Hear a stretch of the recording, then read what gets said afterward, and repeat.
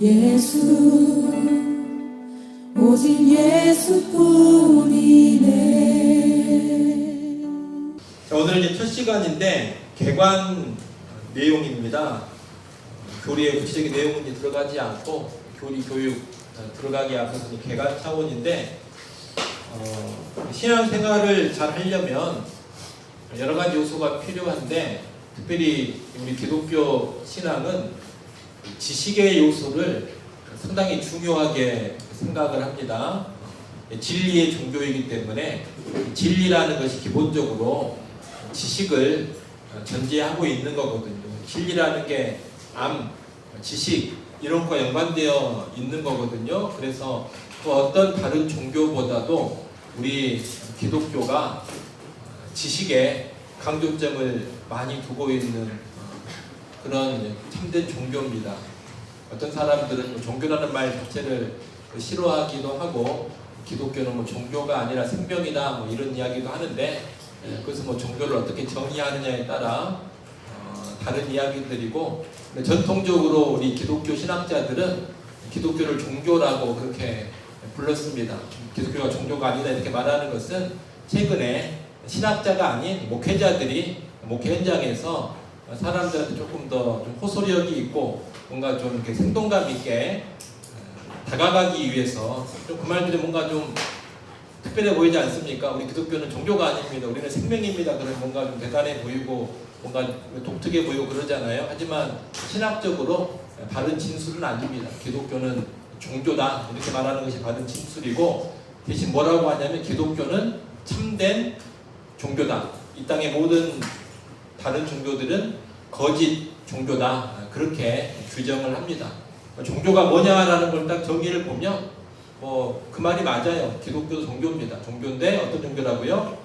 기독교는 참된 종교고 나머지 모든 종교들은 가짜 종교, 거짓 종교다. 이렇게 보는 것이 그 종교라는 그 단어의 정의에 딱 맞는 말이다. 그렇게 볼 수 있겠습니다. 이게 정확한 표현이에요. 그래서 신학자들은 단 한 사람도 기독교는 종교가 아니다 이렇게 말하는 사람은 없습니다. 목회자들이 그냥 목회 현장에서 하는 이야기다 그렇게 알고 계시면 되겠습니다.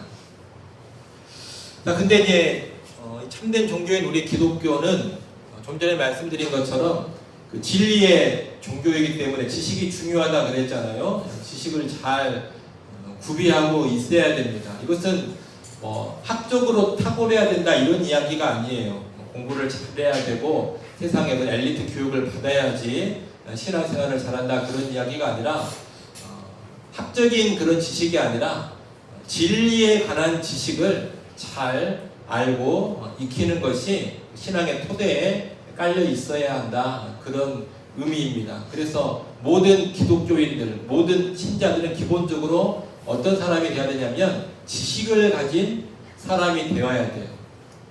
학력이 좋은 사람을 말하는 게 아니에요. 지식을 가지고 있는 사람. 그래서 성경에 대한 지식을 잘 가지고 있어야 되고 또 성경을 체계적으로 정리해둔 교리에 대한 지식도 잘 가지고 있어야 되고 이 성경과 교리가 역사 가운데 어떻게 잘 구현되고 펼쳐져 가는지 이걸 보여주는 것이 교회 역사 아닙니까? 교회사라 그러거든요. 그래서 교회 사회에 관한 지식도 잘 가지고 있어야 돼요. 그래서 신앙생활을 잘하는 데 있어서 세 가지 신자로서 가져야 될 중요한 지식은 뭐냐면 첫째는 성경, 두 번째는 교리, 세 번째는 교회사, 역사.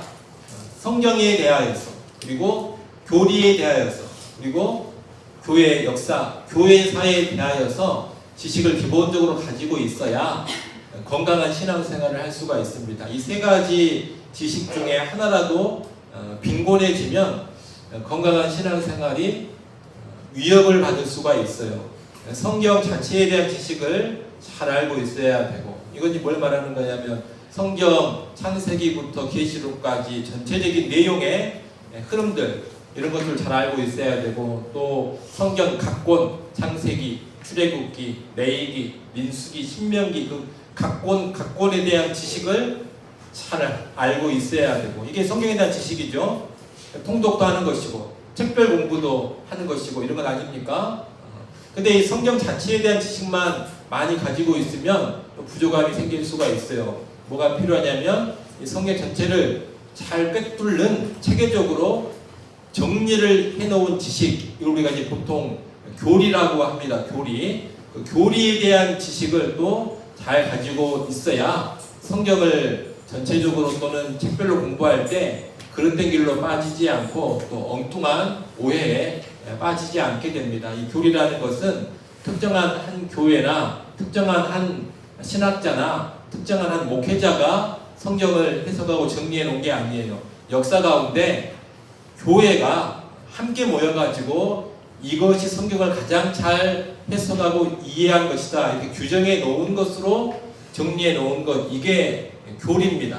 교리는 한 지역교회나 또 단순히 한 탁월한 목회자나 대단한 한 신학자에 의해서 형성된 게 아니에요. 뭘 통해서 했다고요? 역사 가운데 교회 공동체가 성경을 해석하고 딱 이렇게 정리해 놓은 것, 이게 교리입니다. 그래서 이 교리에 대한 지식이 있어야지 한 개인의 주관적인 해석이라든가 특정 교회의 자기 멋대로의 성경 이해에 빠지지 않게 됩니다. 또 이단들은 이 교리를 무시하기 때문에 나오는 것이고, 또 가끔 무리를 일으키면서 엉뚱한 성경 해석을 하고 이상하게 설교하는 사람들은 100% 그렇습니다. 무엇에 대한 이해가 없냐면 교리에 대한 이해가 없는 거예요. 그러다 보니까 개인적인 차원에서 자기 혼자 은혜 받은 차원 안에서 자기 멋대로 성경을 해석하고 그럴듯하게 풀어가고 그러는 겁니다.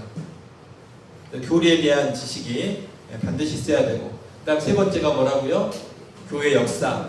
이 교회 역사에 대한 지식은 성경 지식과 교회 지식이 실제 삶 가운데 어떻게 펼쳐져 가는지를 우리가 알 수 있게 해주는 것이 교회 역사입니다. 그래서 이런 식으로 가면 항상 교회에 문제가 생기고, 성경을 이렇게 또 교리를 이런 식으로 잘못 활용해 가면 어떤 파국적인 결과가 오게 되고, 또 신앙생활이 바른 성경 해석과 바른 교리에 근거하지 않으면 한때는 좋을지 모르지만 한 세대가 지나거나 또 한 세기가 지나면 얼마나 더 무서운 결과를 초래하는지를 뭐가 잘 보여줘요? 교회 역사가 너무나 잘 보여줍니다. 근데 역사라는 게 항상 어떤 특징이 있냐면 반복되는 특징이 있어요. 해 아래 새 것이 없다, 이게 역사에도 통용이 되거든요. 역사 가운데 등장했던 이단들이 시대를 달리해서 살짝 포장만 바꿔가지고 계속 본질적인 내용을 같이 해가지고 등장합니다. 1세기에 등장한 이단이 포장지만 바꿔가지고 20세기에 여전히 등장을 해요. 또 16세기에 문제를 일으켰던 교회 운동이 20세기에도 살짝 모양만 바꿔가지고 본질은 같은 운동인데 그런 운동이 또 일어나가지고 무리를 일으키기도 하고 그럽니다. 그래서 이 반복되는 역사이기 때문에 지나간 교회 역사를 유심히 잘 알고 지식을 쌓아두면 그 당대에 여러 가지 교회 현상들이라든가 어떤 교파의 움직임이라든가 또 교계 안에서 일어나는 여러 가지 그 무브먼트, 운동이나 신학의 사조들을 보면서 좀 더 정확하게 분별할 수가 있어요. 지금 여기에 사람들이 많이 호응하고 또 이렇게 나가는 교회가 상당히 지금 흥황하는 것처럼 보이지만 역사를 보면 그렇게 나가는 교회는 더 큰 문제를 시간이 지나서 일으켰다. 한 세기가 지나면 더 심각한 문제를 기독교회 안에 만들었다. 그래서 이렇게 가면 안 된다. 이런 것들을 뭘 통해 배우냐면 역사를 통해 배우는 겁니다. 그래야지 오류에 빠지지 않고 그 시대의 어떤 트렌드라든가 시대의 분위기에 휩쓸려가지고 엉뚱한 길로 휩쓸려서 가지 않게 됩니다. 그래서 이 세 가지가 꼭 필요해요. 일반 성도들도 잘 알아야 되겠지만 특별히 누가 잘 알아야 되겠어요? 교회 지도자들, 목사들이죠. 목사들은 성경과 교리와 역사에 대한 탁월한 지식을 가지고 있어야 됩니다. 그 탁월한 지식을 가지고 있지 못하면 자꾸 교회를 엉뚱한 방향으로 지도해 갈 수밖에 없어요. 그리고 지도자만 그런 것이 아니라 교회 안에 목회자가 아닌 다른 지도자들 많이 있잖아요. 교회에 또 다른 지도자 누가 있습니까? 장로들이 있잖아요. 장로들은 그 목사와 협력해가지고 교회를 세워가는 사람들이기 때문에 이 장로들도 목사 못지않게 성경과 교리와 역사에 대한 이해가 있어야 됩니다. 왜 그래요? 그래야 목사를 잘 도울 뿐더러 혹시라도 목사가 엉뚱한 길로 나아갈 때 누가 교정해 줄 수 있어요? 알고 있는 장로들이 교정해 줄 수가 있는 것이고, 알고 있는 장로들이 이의제기를 하면서 교회 전체가 그릇된 길로 가는 것을 브레이크를 걸 수가 있는 거거든요. 그래서 장로들도 목사 못지않게 성경과 교리와 역사에 대한 지식을 정말 잘 가지고 있어야 됩니다. 그리고 또 누구들이 가지고 있어야 되겠어요? 성도들도 성경과 교리와 역사에 대한 지식을 잘 가지고 있으면 지도자들이 엉뚱한 짓을 할 때 뭐 할 수 있어요? 분별할 수가 있는 겁니다. 저건 아닌데, 들어가면 문제가 생기는데, 저건 지금 바르게 성경을 보는 게 아닌데, 교회가 저런 운동에 동참하면 항상 문제가 일어나는데, 성도들이 알아야지 또 그럴 땐 지도자가 교회를 휘젓고 다니려고 할 때 무슨 역할을 할 수 있어요? 막아서는 역할을 할 수가 있는 겁니다. 교회를 지키는 데 제일 중요한 건 목회자지만 그에 못지않게 또 책임 있는 사람이 장로들이고, 또 교회를 지키는데 의미 있는 역할을 감당하는 사람들이 일반 성도들이에요. 그런 맥락에서도 여러분들이 장로가 아니라 하더라도 성경과 교리와 역사에 대한 그런 지식들은 익혀갈 필요가 있다, 그런 생각이 듭니다. 근데 우리 한국교회는 성경과 교리와 역사에 대한 지식이 대단히 일천합니다. 대단히 빈약해요. 성경도 잘 모르고, 교리는 더더욱 모르고, 역사는 진짜 모르고. 그러니까 뭐라고 말할 수 있냐면, 한국교회는 열심은 있는데 지식은 거의 바닥을 치는 교회다, 그렇게 말할 수가 있습니다. 그래서 건강하지가 않은 거예요. 열정은 있는데 지식이 없으니까 건강하지가 않습니다. 문제를 많이 일으키는 것이고, 교회 안에 지도자가 문제 하나 일으켜도 제대로 처리하는 교회가 많지 않고, 또 지도자 하나 잘못하면 교회가 순식간에 다 몰락해버리고. 왜 그러냐면 평소 이 장로와 성도들이 바른 지식으로 무장이 안 되어 있어서 그러는 겁니다. 그런 맥락에서 잘 배워둬라, 알아둬라. 요즘 시대가 좋아가지고 좋은 성경 지식을 가르쳐주는 책들, 또 교리를 가르쳐주는 책들, 역사를 가르쳐주는 책들이 너무나 많이 나와 있습니다. 그래서 저한테 강의를 안 들어도 서점에서 책만 잘 골라서 그 책을 한 2, 3동만 하더라도 상당한 수준의 지식을 가질 수가 있어요. 그러니까 시대는 이렇게 좋아졌는데 그런 이 시대의 그 유익한 점을 많이 활용을 못하는 것 같다, 이런 생각이 듭니다. 그래서 교회 봉사도 열심히 해야 되고 활동도 많이 해야 되는데, 봉사 활동 여기에만 열심을 보이느라고 지식을 구축하는데 소홀하면 나한테도 문제가 생길 수 있고, 또 더 중요한 것은 교회를 제대로 못 지킬 수 있다. 꼭 기억을 하십시오. 여러분이 성도인데, 제가 목사인데 제가 이제 설령 좋은 목사라 하더라도 제가 100살, 200살까지 살아가지고 하는 거 아니잖아요. 저도 이제 60살에 사역을 그만둘 수도 있고, 65살에 그만둘 수도 있고, 정해진 나이는 70이니까 70에 그만둘 수도 있고, 그거 모르는 거잖아요. 또 주님이 갑자기 부르시면 내일 내가 사고로 하나님께로 갈지 누가 합니까? 그러면 또 새로운 목사가 오게 되거든요. 근데 성도들이 다 어리버리하면 이 새로운 목사는 뭔가 문제가 많은 목사여가지고 엉뚱하게 설교하고 엉뚱하게 가르쳐도 다 그대로 이렇게 따라가게 되거든요. 청빙할 때부터 문제가 생겨요. 설교를 들어도 분별을 못하기 때문에 이상한 설교를 하는데 와 정말 은혜롭다 막 이러면서 저분 모시자 막 이런 이야기를 쉽게 하게 되는 겁니다. 지식이 없으면. 그러면 이제 잘못된 사람 데리고 오면 거기서 이제 교회는 사실 끝장나는 것이고, 또 처음에는 괜찮았는데 어째 이분이 한 3년 4년 지나면서부터 점점 정통 교리라든가 정통 해석으로부터 어긋난 소리를 하기 시작한다. 이걸 또 간파를 해야 되는데 지식 훈련이 안 되어 있으면 그걸 못 하거든요. 그래서 목사는 또 떠나지만 성도들은 계속 남아있는 사람들이기 때문에 성도들이 지식으로 잘 무장되어 있어야지 목사가 바뀌더라도 교회를 계속 지켜갈 수가 있는 겁니다. 교회는 목사의 교회가 아니잖아요. 하나님의 교회고, 또 성도들이 함께 주님과 더불어 세우고 지켜가야 하는 그런 교회이기 때문에, 그런 맥락에서 여러분들이 바른 지식을 잘 쌓아둬라. 그리고 좀 책도 좀 읽어라. 간증집만 읽지 말고 성경 지식을 좀 전해주고 역사를 가르쳐주고 교리를 가르쳐주는 책들을 좀 읽어라. 우리나라 출판사들은 그런 책을 내면 장사가 안 된다는 걸 알아요. 그래서 이제 잘 안 내요. 무슨 책만 많이 내냐면 그 설교집하고 간증님만 계속 냅니다. 왜 그러겠어요?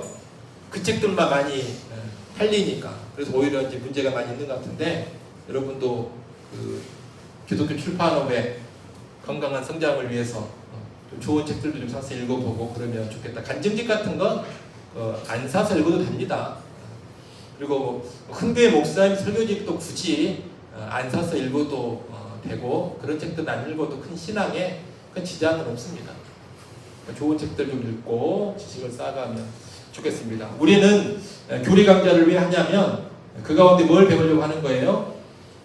성경과 교리와 역사 지식 가운데 교리에 관한 지식을 간단하게나마 배우려고 하는 겁니다. 이 교리에 관한 지식은 구조 가지고 뭘 제대로 배우겠어요? 그냥 맛배기 정도로 하는데 기본적인 뼈대가 이런 거다. 이 정도 차원에서 공부하는 거라고 생각하시면 되겠습니다.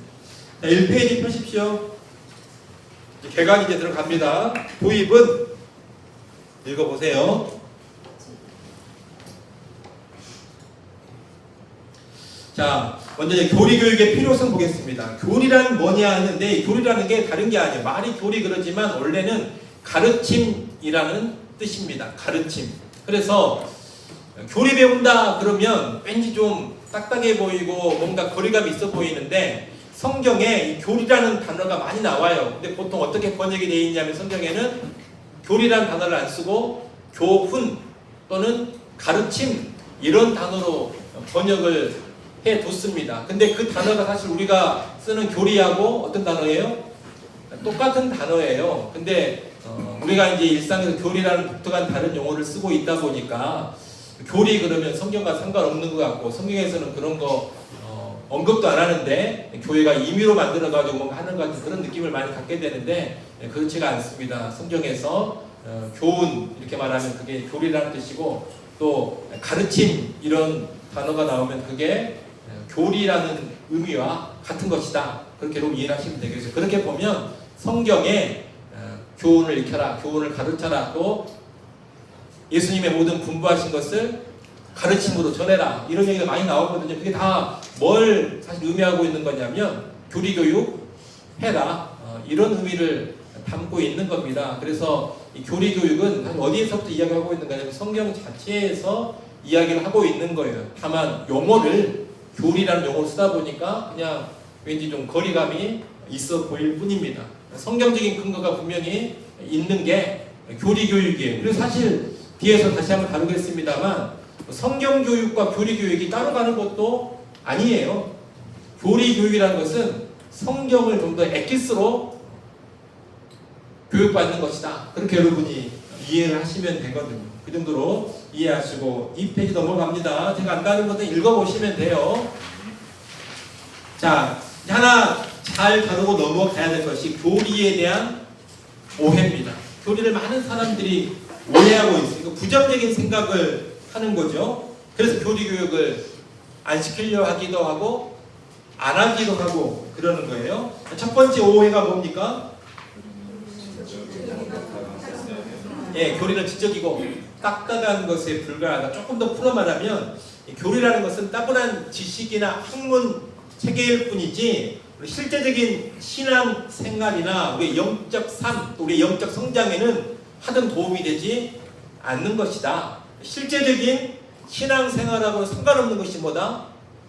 교리다. 이런 오해를 사람들이 많이 하고 있어요. 그런데 그게 아니라는 겁니다. 이 교리라는 것은 우리가 행하는 모든 신앙 생활의 토대가 되는 거예요. 그리고 달리 말하면 지도가 되는 것이다. 그렇게도 말할 수가 있습니다. 우리가 영적인 삶을 사는 것이 사실 신앙 생활이잖아요. 근데 영적인 삶은 지도가 있어야 헤매지 않습니다. 지도가 있어야 엉뚱한 길로 빠지지 않아요. 영적인 세계는 상당히 아름답고 영광스러운 세계이기도 하지만 많은 미혹이 존재하는 세계이기도 하고 온갖 거짓 것이 난무하는 세계이기도 합니다. 그래서 영적인 세계는 뭐가 있냐면 위험성이 많이 있는 세계예요. 위험한 세계로 뛰어드는 게 무슨 생활을 하는 거예요?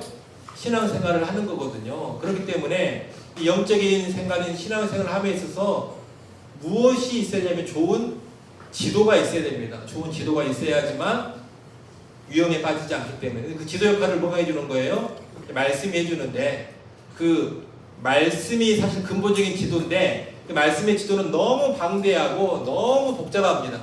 그래서 그 말씀의 지도를 좀 더 간결하고 체계적으로 좀 더 뚜렷하게 명료하게 볼 수 있게 해준 게 뭐예요? 그게 교리예요. 그게 교리. 그래서 교리는 단순한 딱딱한 학문 체계라든가 또는 우리 실제 신앙과는 별 상관없는 그런 것이 아니라 토대가 되는 것이고 특히 뭐가 되는 것이다? 지도가 되는 것이다. 반드시 소지해야 되고 반드시 익혀둬야 하는 겁니다. 특별히 신앙의 그 체험과 연관해가지고 교리 이야기하면 일단 교리는 기본적으로 지적 체계거든요. 그러다 보니까 이제 무슨 이야기 많이 하냐면 바다 이야기를 많이 해요. 체험과 연관해가지고 야, 바다에 대해서 백날 말하고 그 해도 가지고 해도 아주 해도 우리 바다 지도잖아요. 대륙과 대륙 사이를 이렇게 그려놓은 지도 바닷길 막 그려주게 해도라고 하는데 백날 그런 해도 가지고 있으면 뭐하냐? 실제적으로 바닷물을 만져봐야지. 내가 실제 바다의 풍덩 빠져봐야지. 해변을 거닐고 해수욕도 해보고 이게 진짜 물을 즐기는 것이지 그 종이 쪼가리 해도만 갖고 있으면 이게 무슨 의미가 있냐 이런 이야기 많이 합니다. 뭐가 중요하다? 실제적인 뭐가 중요하다는 거예요? 체험을 좀 해야지. 백날 지도만 붙잡고 있어 뭐하냐 이런 이야기 들어보신 적 있습니까? 안 들어보셨습니까? 이런 이야기 정말 많이 하거든요. 체험 한번 하는 게 더 강력하다. 이게 더 낫다. 근데 얼핏 들으면 고개가 끄덕여지는 말이죠. 진짜 그렇지. 이 지도만 갖고 있으면 뭐해? 뭘 해야 돼? 체험을 해봐야지. 근데 그런 이야기를 하는데 얼핏 맞는 말처럼 보이지만 대단히 미숙한 말입니다. 어리석은 말이에요. 사람들이 바보여서 지도를 만듭니까? 지도를 왜 만들어요? 특히 이제 바다 이야기는 해도를 왜 만듭니까? 그냥 집 앞에 바닷가 가가지고 모래사장 거닐고 그냥 살짝 그 한 50m 거기 들어가가지고요. 헤엄이나 치고 튜브에 떠가지고 물놀이 재밌다 이 정도 할 때는 지도가 필요가 없어요. 근데 우리나라에서 일본 가려면 해도가 있어야 돼요. 우리나라에서 대서양, 태평양 다 지나가지고 먼 대륙까지 가가지고 무역을 하고 나라를 발전시키려면 뭐가 있어야 돼요? 지도가 있어야 돼요. 그거 없으면 평생 뭐만 하냐면 집 앞 해변가에서만 치고 있어요. 물놀이만 하고 있는 그런 삶을 살게 됩니다. 해도를 절대로 무시하면 안 돼요. 교회가 지도 역할을 하는 교리를 무시하고 자꾸 체험만 강조하면 아주 얄팍한 수준의 신앙생활을 벗어나지 못하면서 계속 그 수준에 살면서 우리는 뭔가 체험하고 있어 막 이래요. 그러나 깊이 있는 신앙의 세계, 고차원적인 신앙의 세계로는 절대로 못 나갑니다. 체험의 한계예요. 체험을 하더라도 뭐 갖고 있어야 돼요? 지도도 가지고 있어야 되고 더 먼 세계로 나갈 수 있는 든든한 토대, 든든한 기초 이걸 반드시 확보를 해야 되거든요. 근데 그 얄팍한 체험을 이야기하면서 지도를 무시해버리는 것은 무식한 사람들이 하는 소리다. 그렇게 여러분이 이해를 하시면 되겠습니다. 교회는 이 교리가 얼마나 더 큰 가치가 있고 얼마나 중요한 역할을 하는지를 꼭 알아야 돼요. 그렇기 때문에 뭐 하는 거예요? 가르치는 거예요. 그렇기 때문에. 자, 두 번째 오해를 보십시오. 두 번째 오해는 뭡니까? 교회는 사랑과 실천을 방해하고 사랑과 실천을 방해하고 균열시킨다. 그게 교리 그러면 사랑이 있는 사람이 되는 게 아니라 왠지 좀 이렇게 분파적인 사람이 되고 실제적으로 많은 그 교회 역사를 보면 교리 다툼을 하느라고 뭐가 일어났어요? 분열이 많이 일어났거든요. 쪼개지기도 하고 그러다 보니까 이 교리에 대해서 그런 부정적인 인식, 부정적인 오해가 나오게 됐습니다. 그러니까 교리는 항상 편을 가르고 분열을 일으키고 늘 다툼을 일으키고 논쟁이나 일으키는 것이다. 이렇게 생각을 하는 거죠. 사랑이 뭐한다? 반한다. 교리를 뭐 해야지? 덮어 둬야지만 우리는 제대로 살아갈 수 있다. 교리 이야기는 하지 말자 이렇게 말합니다. 그게 이제 일면 맞는 면은 있어요. 어떤 면에서 맞냐면 불필요한 교리 논쟁은 할 필요가 없습니다. 불필요한 교리 논쟁.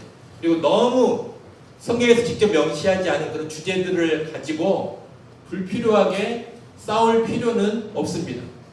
교리를 가지고 그렇게 가는 것은 잘못 가는 거예요. 그러니까 교리가 잘못 나가는 그런 모습이 분명히 있다는 것은 인정을 해야 됩니다.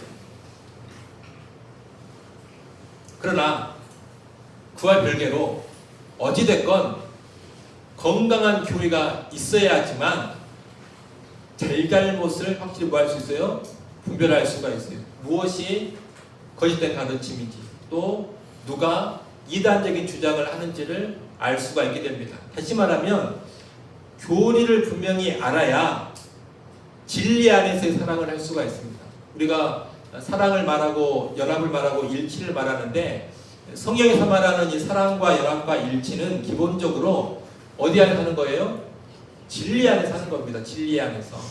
진리를 이탈해가지고 예수 아니고서도 구원받는다 이런 소리를 하는데 그래도 우리는 서로 하나 되어 갑시다. 우리는 당신과 연합을 하겠습니다. 우리 일치돼 나가면 이렇게 할 수는 없는 거거든요. 그들을 미워하고 증오할 필요는 없지만 하나 되어 같이 갈 수는 없는 겁니다. 뭐가 다르니까? 복음의 진리가 다르니까.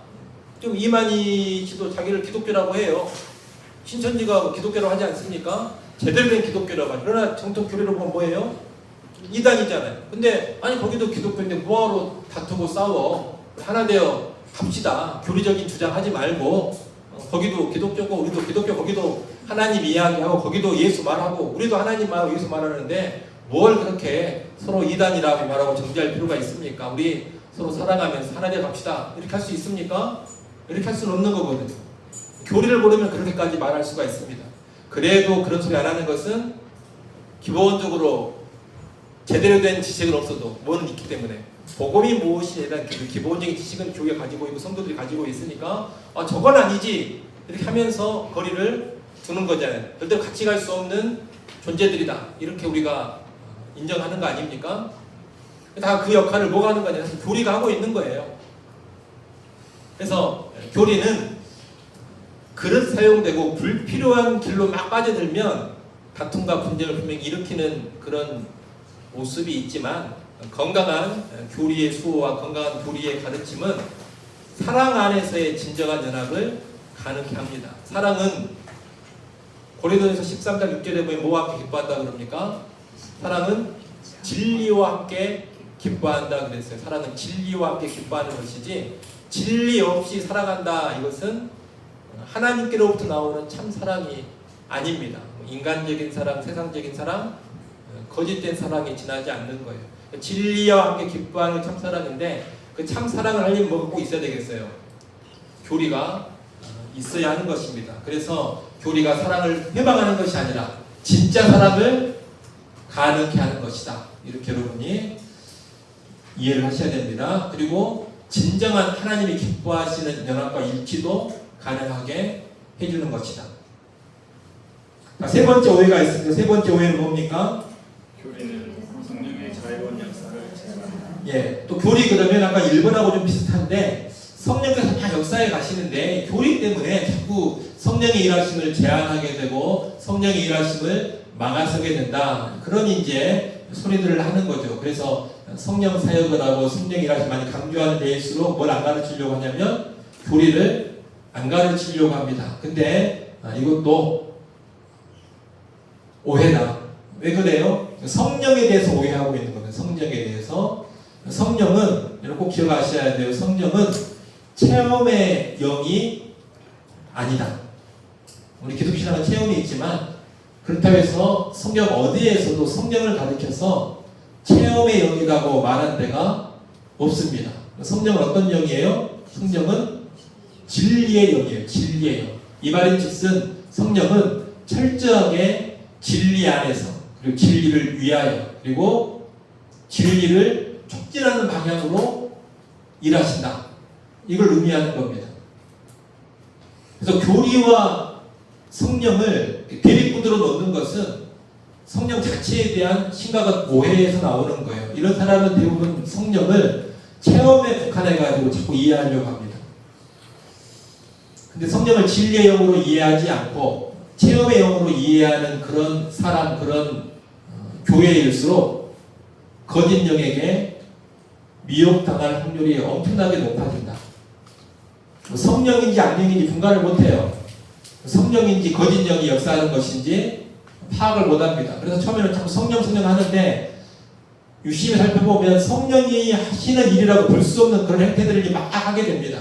이미 어디에 이제 잠식당해 버린 거냐면 성령을 빙자한 거짓 영, 악령 또는 그냥 인간의 종교적인 영에 잠식당해 버린 거예요. 근데 그러면서도 계속 뭘로 착각을 하는 거예요? 성령께서 하신다, 우리 성령 충만한 거다라고 착각을 하는 겁니다. 교리가 없으면 진정한 성령의 역사를 분별할 수도 없고, 또 교리가 없으면 진정한 성령의 일하심을 추구할 수도 없다. 꼭 여러분이 아셔야 됩니다. 그래서 정말 제대로 된 성령의 역사가 있는 곳에서는 진리를 절대로 무시하지 않습니다. 그리고 교리도 무시하지 않는다. 이걸 여러분이 꼭 알아야 됩니다. 성령과 교리를 대립구도로 절대로 놓으려고 하지 말아라. 우리 성령은 건전하고 바른 교리를 증진시킨다. 이렇게 여러분 이해를 하시면 될 것 같아요. 교리를 무시한 성령 세력은 거의 100% 그릇된 신비주의나 열광주의로 빠집니다. 100% 늘 그랬어요. 신비주의나 열광주의에 빠져가지고 항상 문제를 일으켰다. 자, 네 번째 오해가 뭡니까? 교리는 인간의 사상이고 성경만으로 충분하다. 이것들이 큰 오해죠. 성경이 있는데 교리가 무슨 필요가 있느냐? 교리는 다 그냥 신학자들이 인간적인 그 머릿속에서 보는 거다 다 만들어낸 것이고 지어낸 것이다. 이렇게 생각을 하는 겁니다.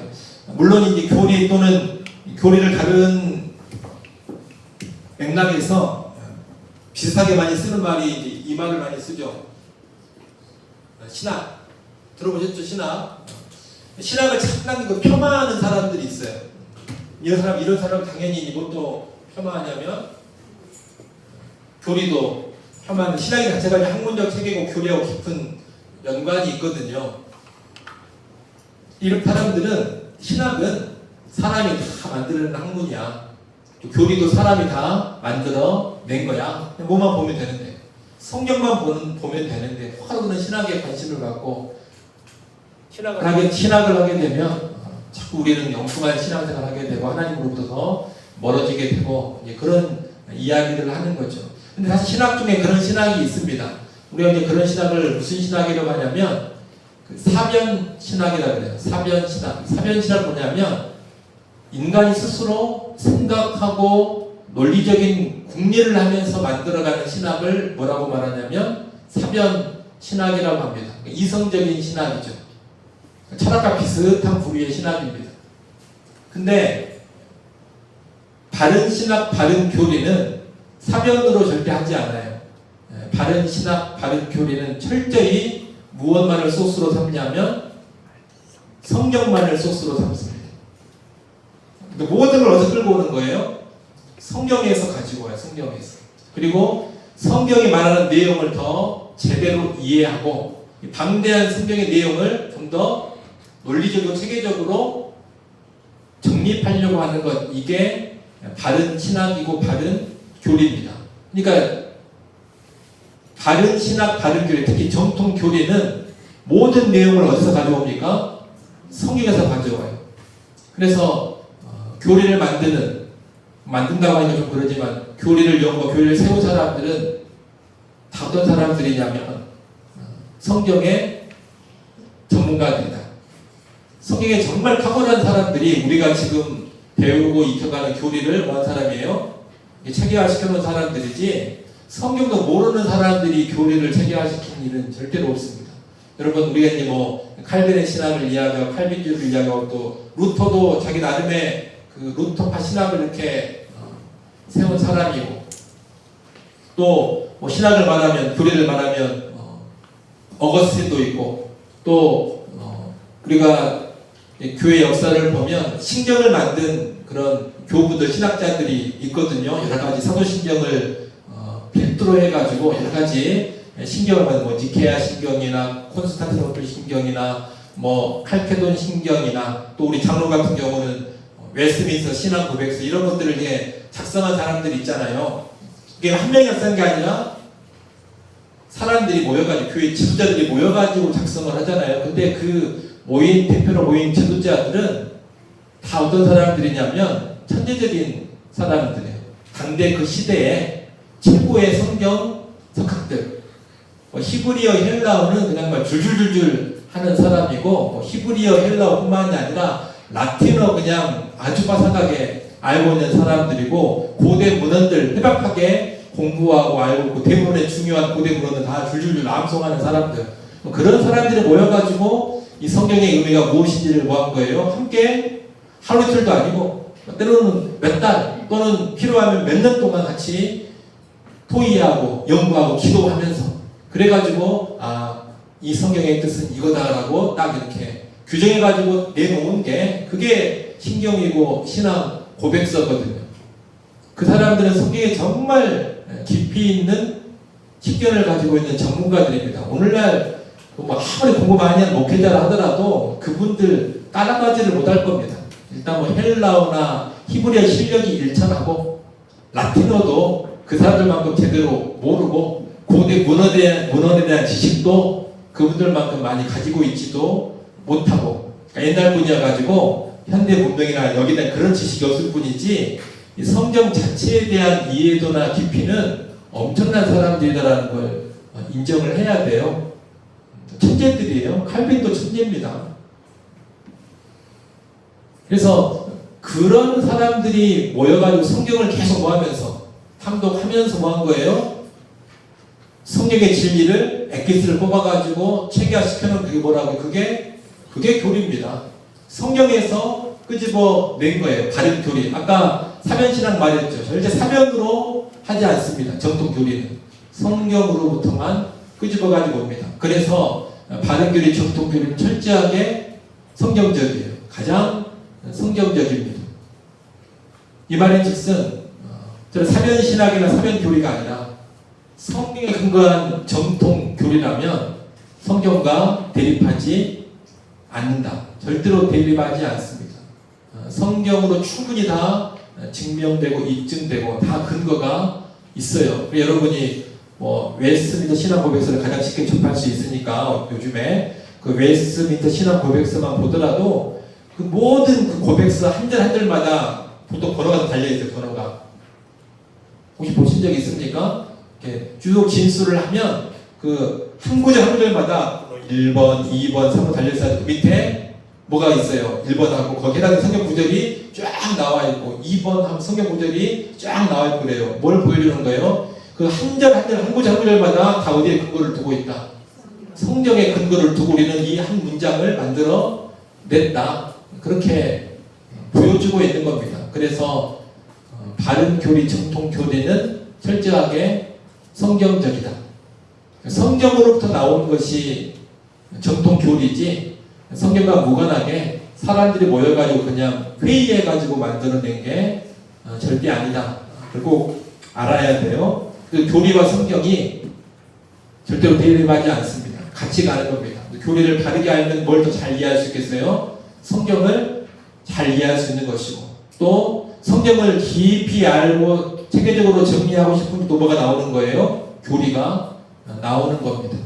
그래서 교리가 인간의 사상 아니다. 또 성경으로만 충분하다. 이렇게 쉽게 말할 것도 아니다. 성경은 물론 충분하다 이 말은 맞는데 이 충분한 성경을 더 명확하고 더 쉽게 이해할 수 있게 해주는 것. 그게 뭐예요? 그게 교리예요. 그래서 이 충분한 성경을 더 유익을 풍성히 누리기 위해서는 기본적으로 뭐가 깔려있는 게 좋냐면 교리가 깔려있는 게 좋습니다. 그러면 성경은 훨씬 더 풍성하게 누려갈 수가 있어요. 사실 성경이라는 것은 논문이 아니에요. 성경 딱 보면 이런 얼마나 좋아요. 하나님 해가지고 하나님은 이런 분이하고 쫙 이렇게 진술을 해주면 얼마나 좋습니까? 또 구원 해가지고 구원은 이런 거야. 정의 이거 어떻게 구원 얻는지 딱딱딱 해주면 얼마나 좋아요. 근데 성경은 그런 책이 아니거든요. 성경은 계시의 책인데 역사 가운데 활동하시면서 계시하신 하나님의 일하심을 쭉 기록해 둔 것이 성경이니까 그 역사 이야기가 쭉 펼쳐져 갑니다. 그 과정 가운데 계속 하나님이 알려주고 있는 진리가 계속 이렇게 파편적으로 나오고 이렇게 되어 있는 거거든요. 그래서 그 방대한 역사 이야기, 계시 이야기가 창세기부터 계시록까지 있는 거예요. 그러니까 논문처럼 딱딱딱 안 나오고 하나님이 뭔가 일하셔 행하신 에피소드, 스토리가 쭉 펼쳐지면서 뭘 전해주고 있는 거예요. 진리를 전해주고 있는 거거든요. 그러니까 그냥 그 스토리만 계속 보고 있으면 체계적인 진리는 딱 잡히지를 않습니다. 파편적으로는 여기서 이런 진리가 있구나, 여기서 이런 진리가 있구나 이런 것들을 알 수가 있는데 한눈에 일목요연하게 들어오지는 않는 거예요. 이해가 되십니까? 그래서 성경은 진리가 온통 이렇게 뿌려져 있는 거대한 숲과도 같다.